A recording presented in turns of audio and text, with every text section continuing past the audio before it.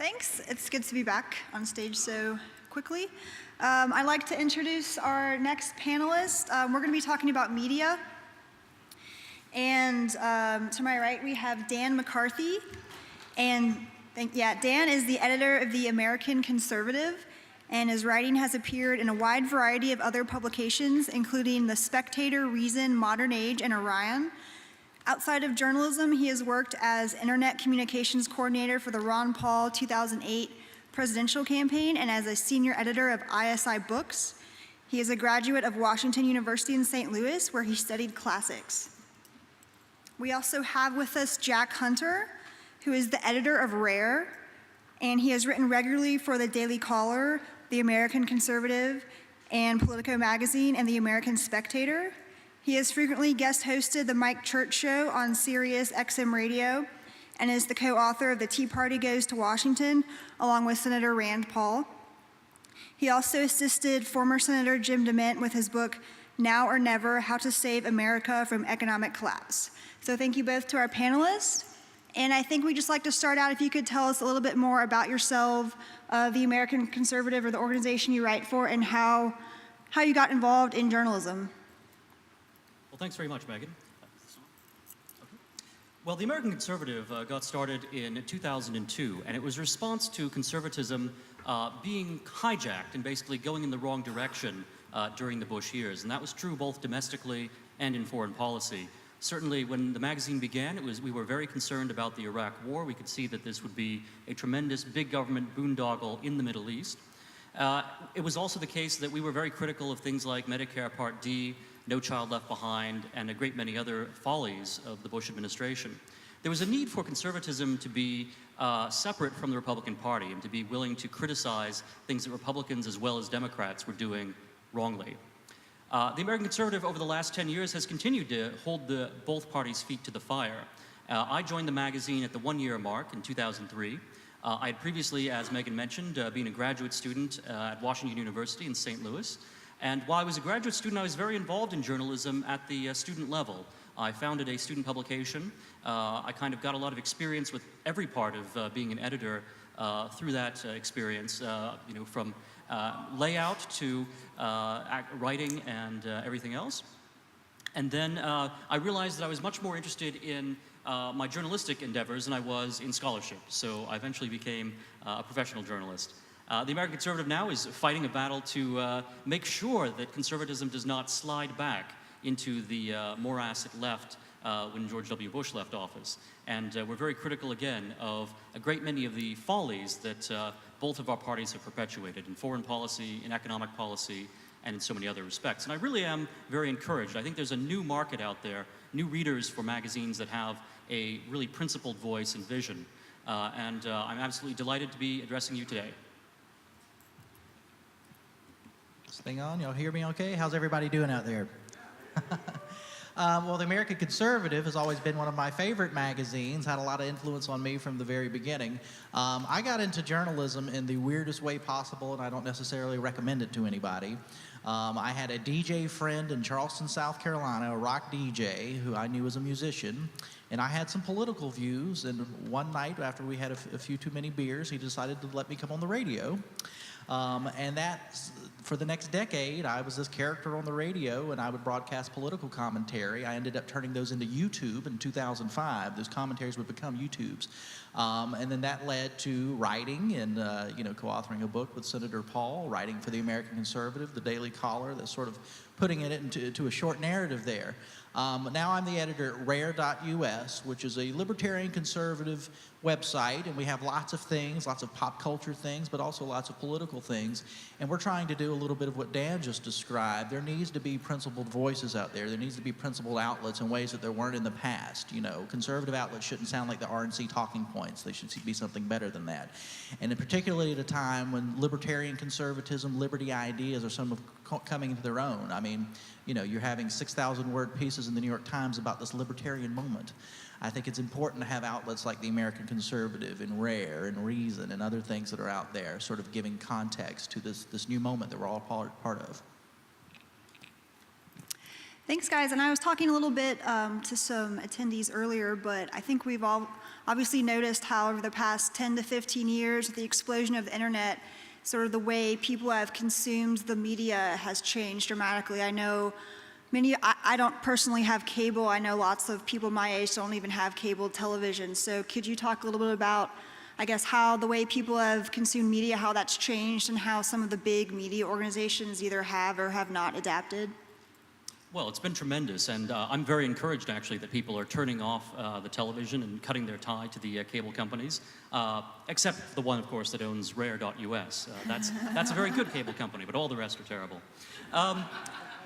Yeah, I mean, people are, the technological transformation that the internet has heralded has necessarily brought changes to the way people consume news as well. So Jack had mentioned YouTube and how that's now a tremendous journalistic outlet.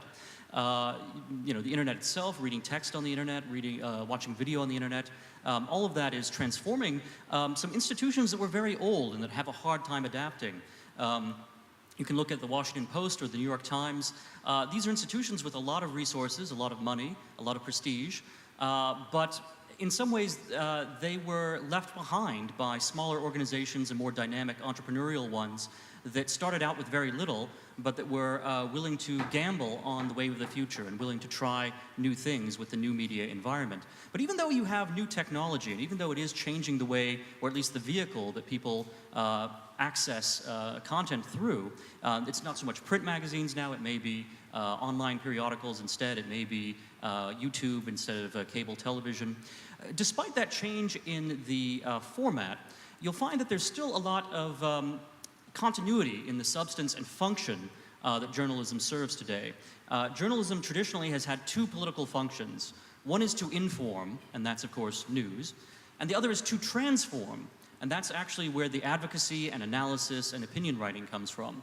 And in many ways, the transformative effects of journalism can't be underestimated. The American Revolution itself came about in part through the journalistic efforts of people like Tom Paine, writing Common Sense and The Crisis. The communists in the 19th century and the 20th century, they had Karl Marx writing the Communist Manifesto. Marx and Engels were both very active journalists, as well as writing very large books like Das Kapital.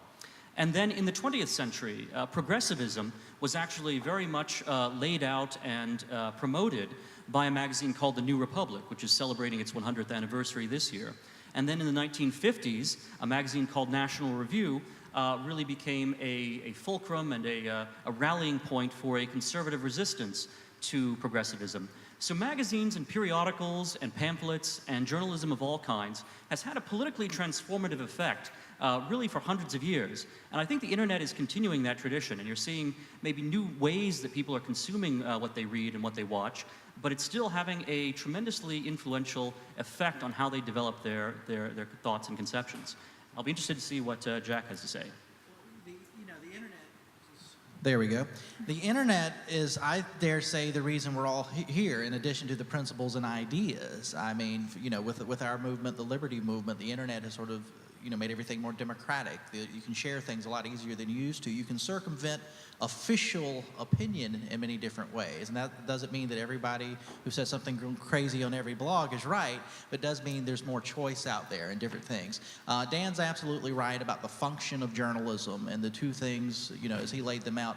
That continues to this day, just in different ways, and I would argue better ways. I think the internet, if we look back in years to come, if we've accomplished a lot of these things, or at least made the country significantly better in a liberty direction, we will look at the internet as being one of the main tools in which we did it. I know I'm sort of stating the obvious in some ways, but sometimes it does need to be stated. Well, but you know what? I would actually jump in and make one critical comment about the internet and about the way media is consumed today. There's a tendency, and this was started actually with cable news, when you had Fox News catering to Republicans and MSNBC catering to Democrats, and basically CNN catering to Democrats as well. There's been this stratification in the sense that instead of all of us getting our news and our facts from common sources, that instead we have news and fact mixed together in sources that are only targeted towards true believers and people who are already part of the church, so to speak. And I think the internet can actually make that tendency worse. It can encourage us to read only the things we agree with. And I think libertarians especially should be careful not to fall into that habit, that we should actually challenge ourselves, read outlets that we disagree with, and read critically. Read in order to find out what kinds of facts other people think strengthen their arguments and that may be difficult for us to deal with. Because if we know what their best arguments are and we know what their most powerful weapons are, we can use those against them, and we can then say, okay, these facts don't actually mean what you think they mean, and in fact there's a bigger and different picture that you can then start to draw. So I think it's very important to be a critical media consumer, regardless of what you read, whether you're reading something you agree with or disagree with. And really, I would have as much of a balanced media diet as possible. Don't simply focus on the things you like, but also look at the things you dislike and find out why they're wrong, why you dislike them, and how you can change them. And that's part of the transformative effect that media has. The media, on the one hand, is a watchdog on our public institutions and on power, and the public is the watchdog on the media. And really, the reason we call the media is because it's intermediary between the centers of power and the public. And so if we want to have a media that does its job, we need to have informed, intelligent, critical readers who are able to hold the media's feet to the fire.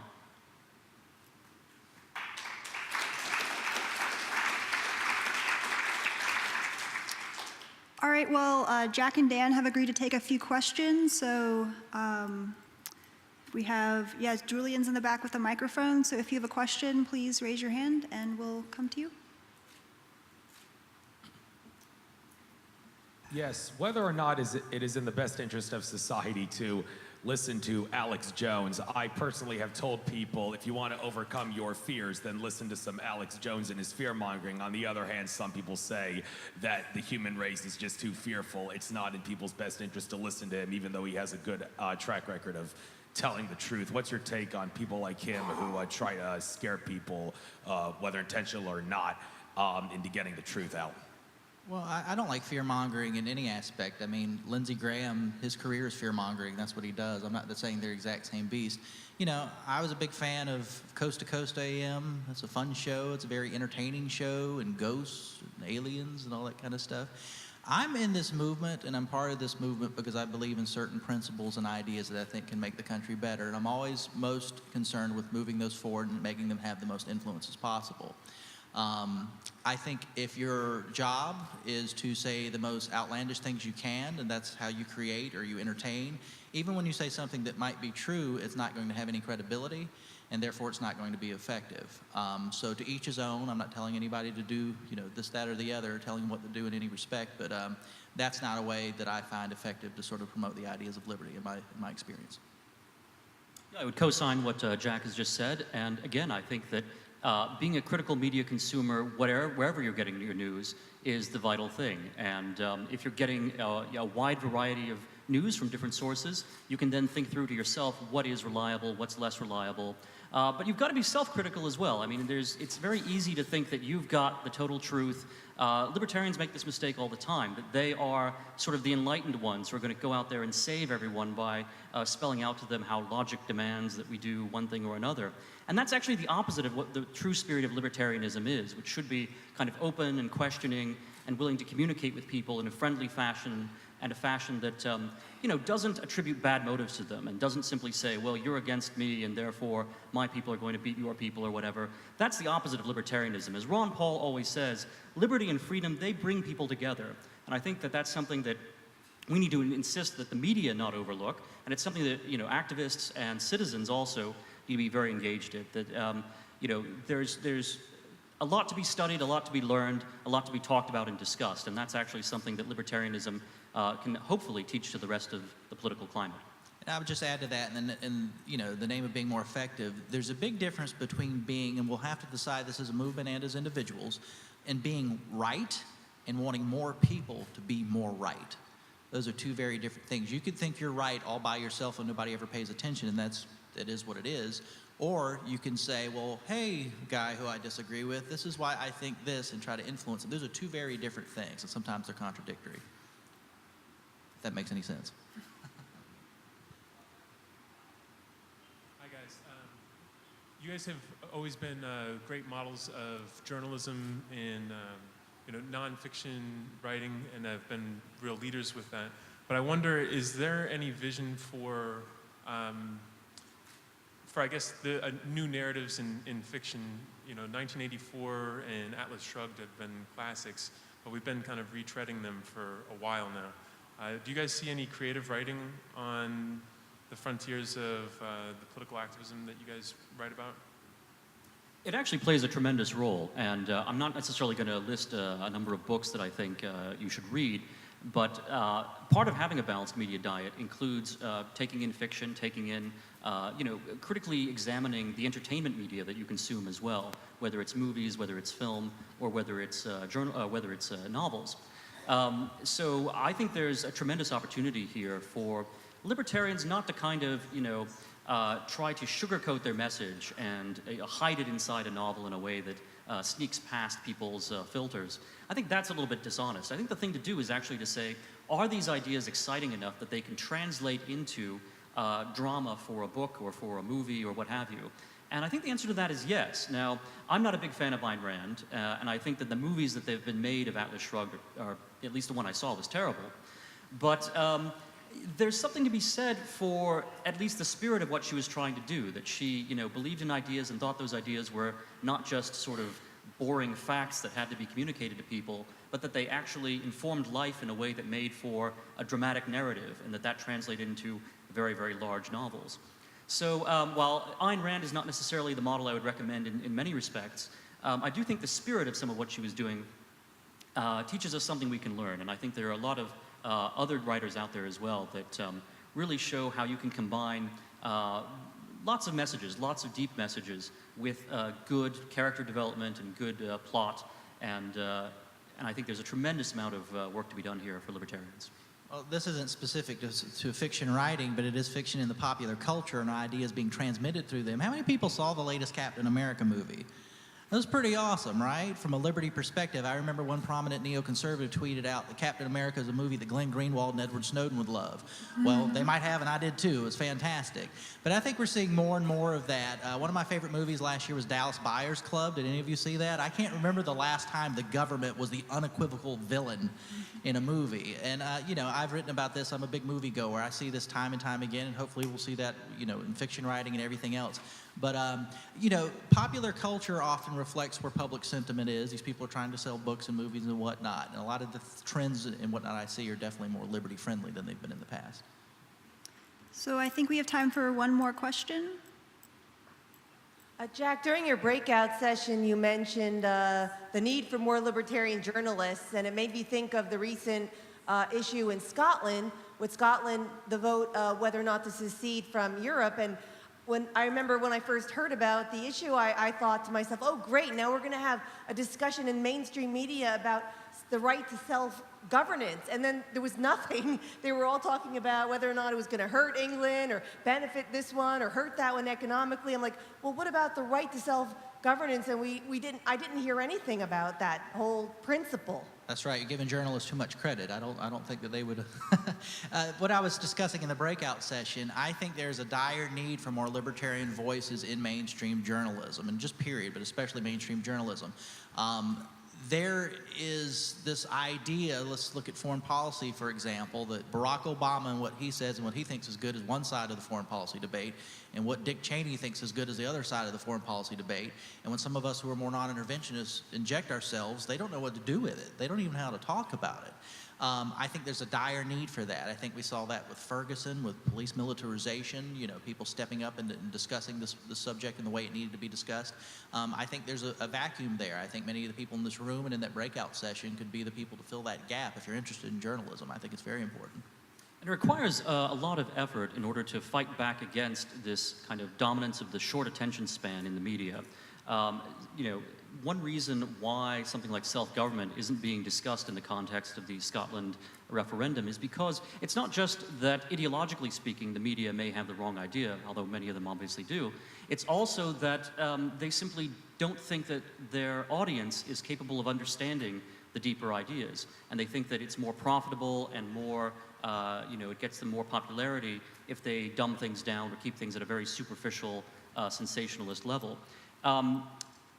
One of the things that the liberty movement and really informed media consumers of all kinds have to do is to change the way the media thinks about your attention span And you've got to, and that can be, first of all, just by reading longer pieces and pieces that talk about serious issues, you're helping in that effort because, you're adding traffic if you're reading online to what a piece is getting. You're helping, it communicates to an editor when a piece gets a certain amount of traffic, okay, this is something that readers are interested in. Similarly, if you, turn on the TV, the metrics for the advertisers and who they're reaching, those things all depend on people paying attention. So understand that you have power. As a consumer, you have a certain market power. As a citizen, you have power, to speak and power to communicate. These things can change the media, which can then help change other people. And I think this is something to sort of take home tonight. This understanding that what we need to do is not only change the actual message and not only talk about liberty in a more informed way, we need to change the way people even sort of the tone and the depth that people approach these issues with as well. That it's not a matter for bumper stickers, it's not a matter for a sound bite, it's not even necessarily a matter for a few minutes on YouTube.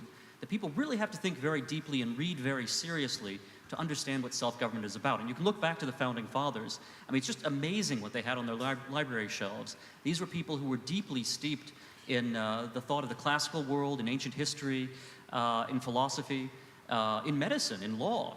And that sort of attention span and that depth of reading is something that has to be recovered. And I think all of you can actually contribute to that simply by sort of making a personal effort and making more of a commitment to challenge yourself and read things that are harder and harder, longer and longer, and deeper. And that will have a sort of osmosis effect. You'll find that other people will be inspired by that. They'll say, wow, you're reading this huge book. That's really influential. That's something that I'd like to pick up as well. People in the liberty movement are already ahead of the curve on this. You're already much better read than the average American by far. But I think we can always, keep encouraging our fellow citizens and keep encouraging ourselves to aim higher and higher. And that will help counteract this tendency to always shorten the attention span. Because honestly, I don't think you can cover self-government in a 30-second soundbite. It's not something that is a trivial, simple idea. It's something that really requires depth, commitment, and an understanding of Western civilization and of America's founding principles. Thanks. Well, unfortunately, we are out of time. So I'd like to thank both our panelists, Jack and Dan.